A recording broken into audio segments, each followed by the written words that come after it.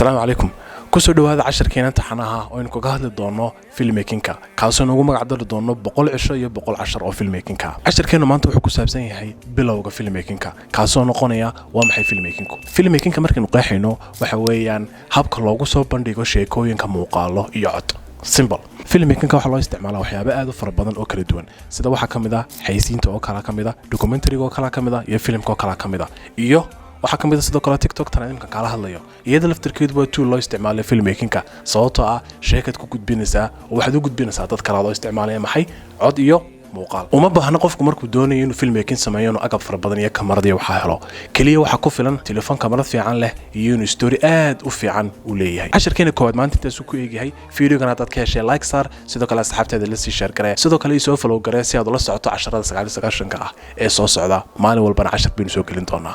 aad baan ku salaamayaa